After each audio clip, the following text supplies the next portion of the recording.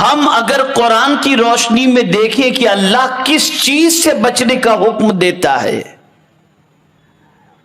ظاہر سی بات ہے ایسے کھانے پینے سے بھی بچنے کا حکم دیا جس سے صحت خراب ہوتی ہو، چوری ڈکیتی سے بچیں اس کے لیے بھی اوراد و وظائف عطا کیے گئے، حفاظت کے انتظام کا حکم دیا گیا، وہ اپنی جگہ پر ہے۔ لیکن سب سے زیادہ اپنے آپ کو، اپنے گھر والوں کو کس چیز سے بچانے کا قرآن نے حکم دیا؟ اگر اس چیز کی طرف میں آپ کی توجہ کو مبذول کراؤں تو پوری دنیا کے 99% مسلمان نہ خود اس چیز سے بچنے کی کوشش کر رہے ہیں، نہ اپنی اولاد کو بچانے کی کوشش کر رہے ہیں۔ اب وہ چیز کون سی ہے؟ ہم یہ تو کوشش کرتے ہیں کہ ہمارا بچہ فاقے سے بچ جائے، دکان پہلے سے بنا کے دے دو، بے گھر نہ ہو مکان پہلے سے بنا کر دے دو، فاقہ کشی کا شکار نہ ہو تعلیم دلا دو۔ ٹھیک ہے، کوئی غلط بات نہیں، لیکن ہم قرآن سے پوچھتے ہیں، قرآن تو ہمیں بتا ہم کس چیز سے بچیں اور اپنی اولاد کو کس چیز سے بچائیں، اپنے گھر والوں کو کس چیز سے بچائیں۔ تو اب آئیے قرآن کیا کہتا ہے میں آپ کو بتاؤں۔ قرآن کہتا ہے یا ایھا الذین آمنوا قوا انفسکم واہلیکم نارا،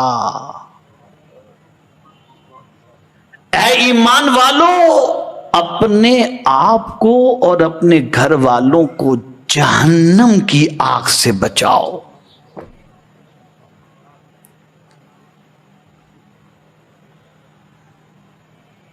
تم یہاں کی گرمی سے بچانے کے لیے اپنے بچے کے روم میں ایئر کنڈیشن کا انتظام اور پنکھے کا انتظام کرتے ہو، کبھی جہنم کی گرمی سے خود کو اور خود کے گھر والوں کو بچانے کے لیے کوئی کوشش کی ہو تو مجھے ذرا بتا دو آپ۔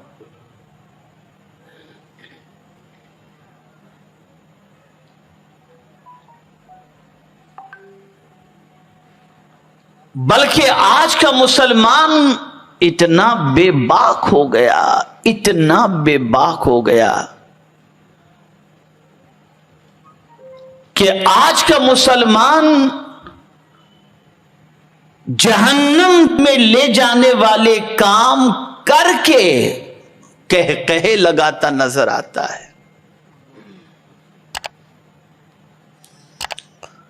آپ سوچیں گے جہنم میں لے جانے والے کام کر کے کہے لگانا، تو میں سمجھا دوں تاکہ آپ سمجھ بھی سکیں۔ سب سے پہلے میں آپ کو جہنم کا ہلکا عذاب بتا دوں، بڑا عذاب نہیں، جو سب سے ہلکے میں ہلکا، کم میں کم جو جہنم کا عذاب ہوگا وہ کون سا ہے، وہ میں آپ کو بتا دوں۔ آقا کریم صلی اللہ علیہ وسلم ارشاد فرماتے ہیں کہ جو جہنم میں سب سے ہلکا عذاب دیا جائے گا وہ یہ ہوگا کہ جہنم کی جوتیاں، آگ کی جوتیاں بندے کو پہنا دی جائیں گی، اور اس آگ کی جوتیوں کی وجہ سے اس کا دماغ کھول رہا ہوگا، اور وہ بندہ سمجھے گا کہ سب سے بڑا عذاب مجھے دیا جا رہا ہے۔ یہ جہنم کا سب سے ہلکا عذاب۔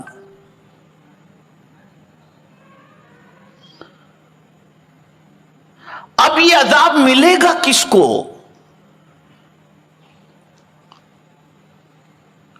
اس عذاب کے اندر گرفتار ہوگا کون؟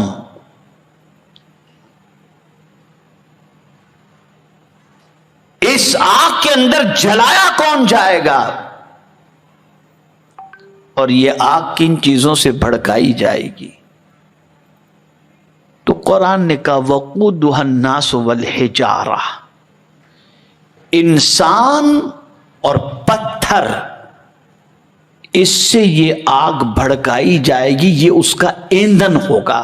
تو جہنم کا ایندھن انسان اور پتھر ہے۔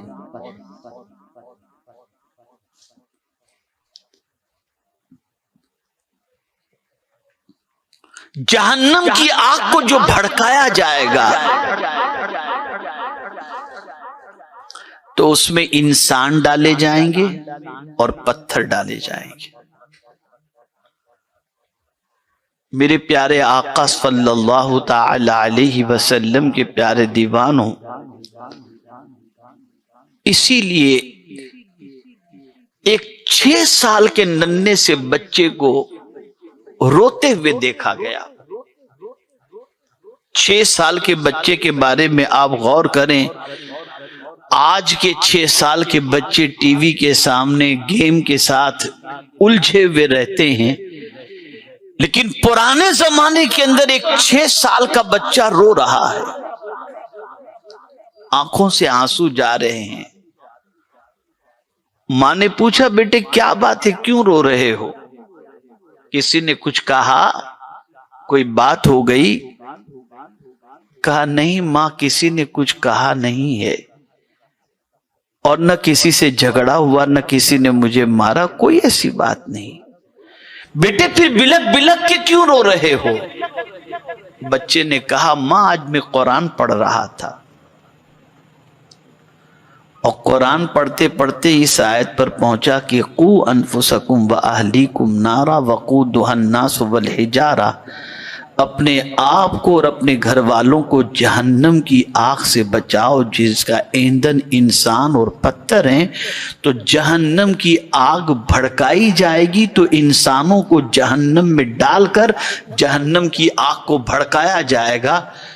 تو میں نے میری ماں تجھے دیکھا ہے، تو بھی گھر میں جب چولہا جلاتی ہے نا تو بڑی لکڑیوں کو بعد میں ڈالتی ہے، چھوٹی کو پہلے ڈالتی ہے۔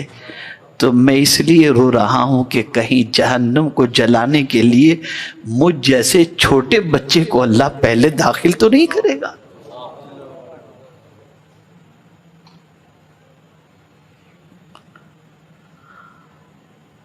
ایک ننھا سا بچہ جس کے دامن پر گناہ کا دھبا بھی نہیں لگا، جس پر نماز بھی فرض نہیں ہوئی، روزے بھی فرض نہیں ہوئے، جو شریعت کا مکلف بھی نہیں ہے، وہ اللہ سے اتنا ڈر رہا ہے۔ اور آج کا نوجوان خوب جی بھر کر کے عیاشیاں کر رہا ہے، بد کرداری کر رہا ہے، برائیاں کر رہا ہے، نماز چھوڑ رہا ہے، اسے فکر ہی نہیں ہے۔ وہ تو یہ سمجھتا ہے جنت تو میری جاگیر ہے، میں جب چاہوں قدم ڈال کے چلا جاؤں گا۔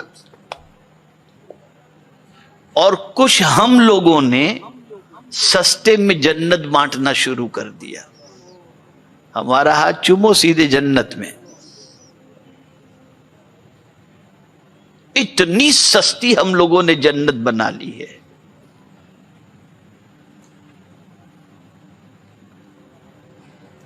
ہمارے دل سے جہنم کا ڈر نکل گیا، ہمارے دل سے جہنم کا خوف نکل گیا،